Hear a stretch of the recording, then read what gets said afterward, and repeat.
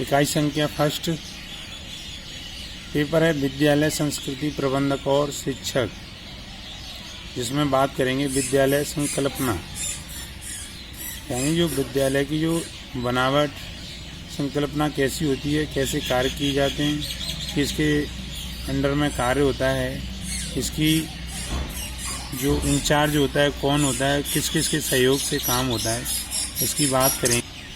मानवीय संसाधन के संदर्भ में विद्यालय में मानवीय संसाधन के अंतर्गत प्रधानाध्यापक, अध्यापक, विद्यालय के विभिन्न कर्मचारी, छात्र संघ, शिक्षक, अभिभावक संघ, विद्यालय प्रबंधक समिति, ग्राम शिक्षण समिति आदि आते हैं। यानी जो मानवीय संसाधन के संदर्भ में ये सब व्यक्ति उसके अंदर आते हैं और ये विद्यालय की संकल्पना जो होती है, जो निर्माण किया जाता है, उसके में इनकी सहभागीदारी होती है। हम कह सकते हैं कि सबसे विद्यालय की जो इंचार्ज होता है वो प्रधानाध्यापक होता है, उसके अंडर में अध्यापक होते हैं, विद्यालय के विभिन्न कर्मचारी भी होते हैं और छात्र संघ भी होते हैं, शिक्षक अभिभावक भी आते हैं। जो ये प्रबंधक समिति भी होती है, ग्राम शिक्षण समिति भी आती है। तो इनके सहयोग से इस संकल्पना का कार्य होता है। हम कह सकते हैं कि जिस प्रकार विद्यालय संकल्पना का जो सहयोग और सभी सहयोग से कार्य होता है, उसी प्रकार ये मानवीय संसाधनों के संदर्भ में कहा गया है। आज हम बात करते हैं प्रधानाध्यापक एवं सहयोगी अध्यापक। प्रधानाध्यापक एवं सहयोगी अध्यापक सहकर्मी अध्यापकों के सहयोग प्राप्त करने और सबसे मिलकर कार्य करने की जिम्मेदारी प्रधानाध्यापक की होती है। यानी प्रधानाध्यापक और उसके सहयोगी अध्यापकों से, सहकर्मियों से सहयोग प्राप्त करके सबसे मिलकर कार्य करने की जिम्मेदारी प्रधानाध्यापक की होती है। यानी जो विद्यालय का कार्य करते हैं उसमें सभी का जो कार्य होता है सब मिलजुल कर करते हैं और इसका जो मेन इंचार्ज यानी मुखिया होता है विद्यालय का, वो प्रधानाध्यापक होता है और उसकी जिम्मेदारी होती है कि वो सभी से मिलकर कार्य करे और उसको जिम्मेदारी को संभाले। यदि विद्यालय का प्रधानाध्यापक यह चाहता है कि उसके साथी शिक्षक उसका सहयोग करें और तो उसे निम्नलिखित तथ्यों का ध्यान रखना चाहिए।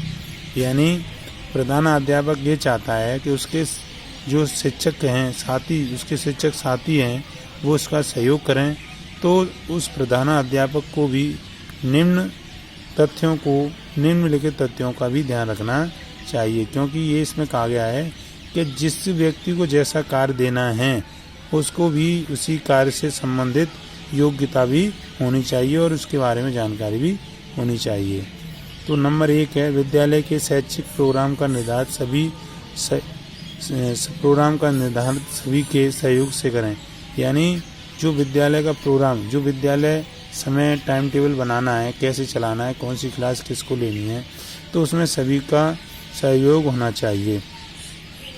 जब तक सभी का सहयोग नहीं होगा तो फिर कैसे पता चलेगा कि ये समय किसका पीरियड है और किसका नहीं है, कौन किस समय पढ़ाएगा, कौन सी क्लास में जाएगा और कितने समय से स्कूल को चलाना है, कितने बजे तक इसका कार्य करवाना है, कौन से समय बच्चों को लंच करना है, मध्यांतर करवाना है।